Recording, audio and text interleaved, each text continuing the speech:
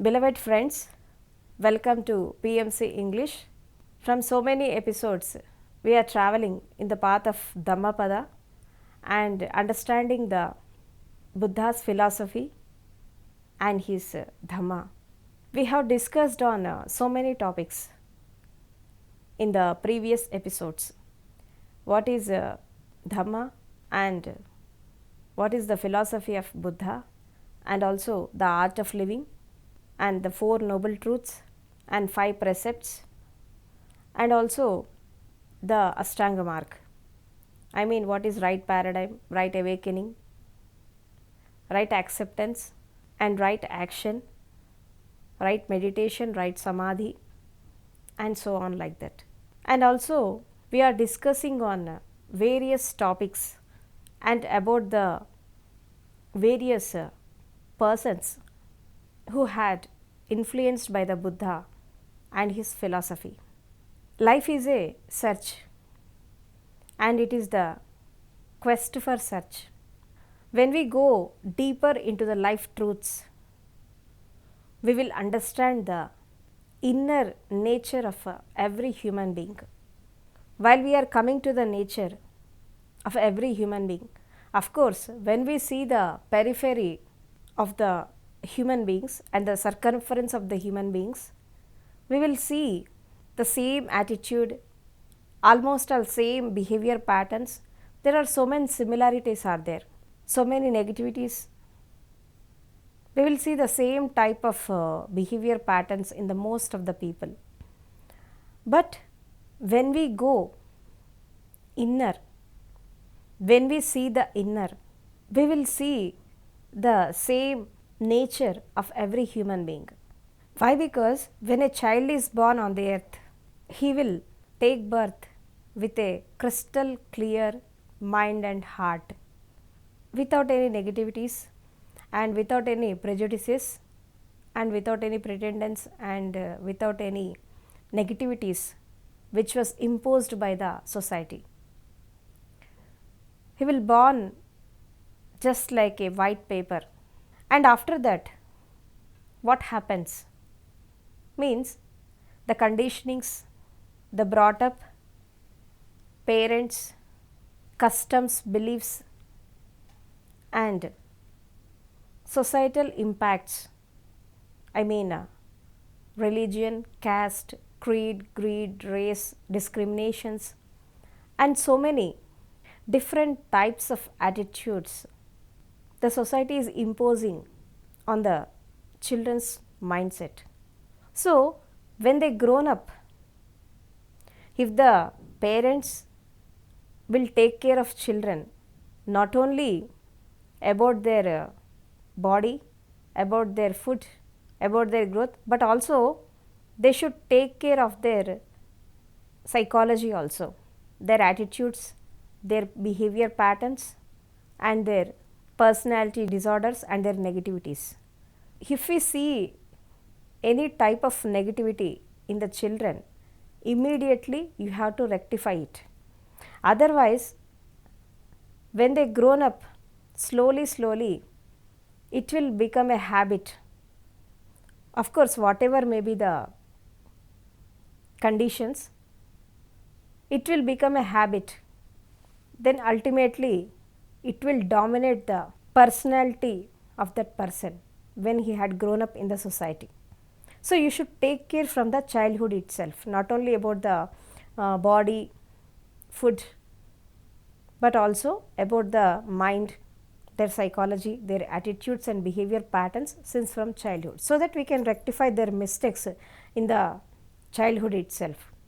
So, in order to change the psychology of the human beings, in order to change the mindset of the human beings, so many enlightened masters had given a different types of paths and different types of ways to purify the body, mind, and also heart. While coming to the Buddha, he had given a new path and he had sown the seed of meditation in the life of whole humanity within the world. And he had given a new approach in a very scientific way to the people in order to get rid of their miseries. Meditation is the only way to purify the body, mind and heart. The Buddha say, when you do the meditation or practice the meditation, what will happen? You will become witness to your body, mind and heart and emotions. When you become witness to your self, witness to your own actions, own attitudes and own behavior patterns, what happens? Then you will understand the nature of that emotions, nature of that sensations and nature of your body, mind and also heart. Then you will come to know, you will become aware of your attitudes and behavior patterns. Then automatically you don't commit mistakes. If you are having any intention of a negative attitude also, you don't perform the actions. You will become aware with your thoughts itself. Then slowly you will change your mindset. So meditation is the way to get rid of all the miseries in your life. Not only practicing meditation, but maintaining the 5 precepts in life, that is Panchashila, and also practicing meditation and learning the art of living, that is Arya Ashtangic Mark. You have to implement the Ashtanga Mark, 8-fold path in your life. You have to take balance in your actions, vision and also acceptance, meditation, samadhi and right awakening. So if you become balanced in every action, in every situation, then automatically you will realize the truth, you will realize the reality and also you will come out of this barriers which the mind is creating in you 24 hours, and you will understand the nature of your mind and illusions of your mind, how it is creating illusions. You will understand all those things. So this is called the inner journey. In the whole life of man, there are 2 types of journeys. One is outer journey and the other is inner journey. Outer journey means since from the birth and up to the last breath, whatever you are witnessing in the outer world, I mean birth, grown up, education and also marriage, children and so many miserable conditions in life. It may be physical or psychological. And slowly when you come to the deterioration point and when you become old, then you will see the death also. This is the pattern of life every human being is experiencing in the day-to-day life. This is called the outer world. This is the outer journey. Then what is inner journey? What is the inner exploration? All these enlightened masters are telling since from the ancient period, especially in India. India is a land of Buddhas, enlightened masters, monks and mystics. So it is creating so much of wisdom from generations to generations and also showing a new path for the birth of new humanity in the world. It is the main contribution of every enlightened master who had born on this earth. While coming to the Buddha, he will tell that if you understand the inner nature, if you understand the original nature of your being, and also if you practice meditation, you will come to know and you will experience the nature of your body, mind and heart, and also that nature in the outer world. So, experiencing is the most important thing in the spirituality. What is the difference between the outer world and the inner world? And what is the difference between the science and spirituality? Means, in the science, in the outer world, everything is utilitarian. You can use it and throw it back. You can use it, but it is not necessary to understand their inner mechanism while coming to the outer world. You may take any gadgets or any electronic goods. There is no need to understand the inner mechanism, how it is working. Just you will see the periphery, how it will start, how it will stop and how it works. Just you will see the periphery and you will use it, and when it is destroyed, you will throw it back. In the outer world, everything is utilitarian. There is no need to have any experience about that. Of course, you need a little bit of experience in that work also if you go professionally, but not completely. If you know the periphery knowledge, it's enough. But while coming to the spirituality, you should know the every point, every juncture and every mode of life with total experience. Spirituality means experience. You will come to know the reality and also truth when you experience it perfectly. While coming to the body, mind and matter, what you know about your body? Body means it is not anatomy, what the doctors are saying. It is not the body parts, it is not a chemical mechanism. Of course, it is periphery, but when you go deep into your physical body, what you observe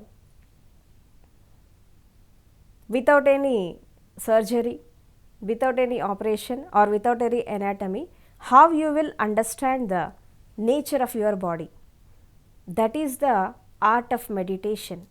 When you go inner, you will see the every cell, every nook and corner and every nature of your body and how it works, how it will react according to the psychology, according to your own psychology, according to your emotions, your thoughts, your actions, how it will react.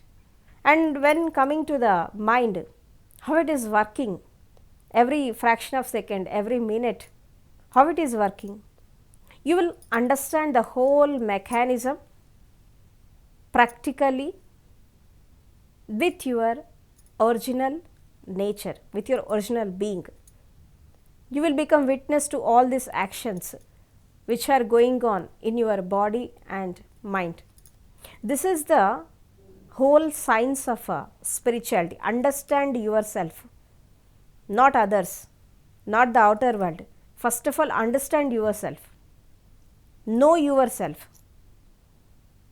That is what we call the self-realization and self-actualization. What is self? If you understand the self, you will come to know the original nature of your being and your consciousness and your energies. This is what the Buddha called Dhamma. Dhamma means inner exploration, and Dhamma means understanding the laws of nature and also understanding the law of universal consciousness. What happens when you understand the universal consciousness, laws of nature? You will go according to the laws, according to the nature, then you will lead a very peaceful and healthy life. Otherwise, you will come across a lot of miseries in your life. So go according to the nature. So at the present scenario, in the present circumstances, the problems we are facing today, why? Because we are going against the nature, we are going against the universal consciousness, and also we are going against our original nature. We are going far away from our being, so that we are facing so many problems and so many miserable conditions in the present world. So understand the Dhamma. When Buddha became enlightened in the Bodh Gaya, and when he had attained the Nirvana, after that, for 6 months, he maintained the noble silence without any sermons and without any lectures. Just he had remained silent with his own consciousness, with his own inner being. After that, when he decided to give the lectures or to do the satsang, he had searched for the right persons to spread the Dhamma on the earth. So when Buddha is doing sadhana in his practice days, he had 5 friends, and they have served so much while he is doing the meditation. So after the enlightenment, Buddha had decided to give the first Dhamma dikksha to that 5 persons. So he had gone in search of them. From Bodh Gaya to Sarnath, I mean Sarnath means it's near to the Varanasi. So almost all it is 350 kilometers distance is there from Bodh Gaya to Sarnath. So in those days, they have no comforts and no vehicles are there. So he had gone with walking, and he had reached the Sarnath, and he had given the first sermon to that 5 persons. So the Panchavargiya Bhikshus, the first disciples of Buddha, those 5 persons. So the Dhammachakra Pravartana had started from Sarnath, and he had given the first sermon, first Dhamma Diksha to those 5 persons. And the philosophy of Buddha, the Dhamma, had spread across the world with that 5 persons. They are the first disciples of Buddha. What is the Dhammachakra Pravartana? What is the wheel of Dhamma? The Buddha says every 5,000 years or for every 2,500 years, a person will born on this earth to establish the Dhamma, to rotate the wheel of Dhamma, and he will spread the wisdom, and also he will show the new path for the people who are in the miserable conditions, and he will invite changes in the society, and he will break all the systems, all the negativities, all the prejudices, dogmas, creed, greed, hypocrisy. He will break all the rules, and he will understand the nature of the society and also the universe, and he will go according to that, and he will become a rebel, I mean the spiritual rebel. He will invite changes within himself, and ultimately he will struggle to change the people, to change the mindset of the people, and to change the society at large. Why? Because whatever may be it, whether it is change or wisdom, whatever it may be, it will start from the individual, and ultimately it extends to the society at large. This is the natural law of universe. If you change, and the other people will change. Change starts from you, and finally it extends to the society or other people at large. So invite changes within yourself. Go according to your nature, original nature, not that nature created by the parents and all this society, not that nature, your original character, your original nature, your original face.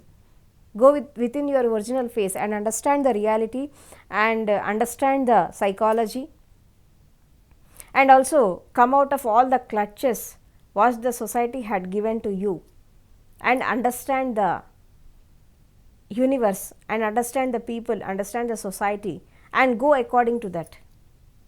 Then you will lead a very happy and healthy life. So the enlightened masters, for every 2500 years an enlightened master will born on this earth, and he will rotate the wheel of Dhamma, and that momentum will work on this universe for 2500 years, and ultimately and slowly when it loses this momentum, and another enlightened mystic will come, and then he will create a momentum in the Dhamma wheel. This is called Dhammachakra Pravartana. I mean, they are establishing the Dhamma, establishing the wheel of Dhamma to protect the earth, to protect the humanity from all the negativities, and also give a new dimension to their life, and also understanding the nature of this whole universe, and also experiencing the inner consciousness, and ultimately realizing that inner consciousness and also the universal consciousness is not different, they are one. This is the what we call the enlightenment. This is the Buddha called the nirvana. Everybody born on this earth to attain that nirvanic state. The Buddha says Nibbana Paramam Sukham. I mean, nirvana is the ultimate bliss. Everybody should attain it, and that is the way he had shown to the whole humanity, and he had given a meditation technique, that is Anapanasati and Vipassana, to travel in the path of Dhamma, and also to rotate the wheel of Dhamma. The enlightened masters are not born, but they are created. They have trained with the previous enlightened mystics. By birth, all human beings will born with negativities and positivities. So when they grown up and understand the life, they will visit the enlightened mystic and understand the life, and understand the life truths and the mystery of life. When they practice the sadhana, then naturally they will attain wisdom, they will attain nirvanic state. So they are created, they are not born. Why? Because if you want to become enlightened, you have to come out of all the clutches, all the dogmas, caste, religion, creed, greed, discriminations, and so many bondages, especially relations. I mean, come out of that clutches means, I am not telling that to leave all the relations, but remain just like a lotus in the mud, detached, without any attachment, become detached with the relations, and also understand the nature of society and nature of the people, and come out of all the bondages and attain the nirvanic state. The Dhammachakra Pravartana means spreading the wisdom across the world and awaken the people in the path of enlightenment, and also giving wisdom to attain the nirvana and also to attain the ultimate bliss. This is the Buddha's nature, and this is the nature of every enlightened master and also every mystic on this earth. So, unless until meditation becomes enlightenment, simply have wasted your time. So, practice meditation daily and also maintain the 5 precepts and learn the art of living. Be balanced and be equanimous in every state of your life and also body, mind, actions, and be with your original nature and live in awareness, and one day you will attain that state. Why? Because enlightenment is your birthright. You have that right, you can attain it. So friends, understand the Buddha and his philosophy, attain wisdom in this life only, and live like a lotus in the mud of this society, and awaken your energies and reach the ultimate goal and attain the wisdom. Spread your wisdom throughout the world, across the world, and see the ultimate reality, ultimate bliss. Thank you very much.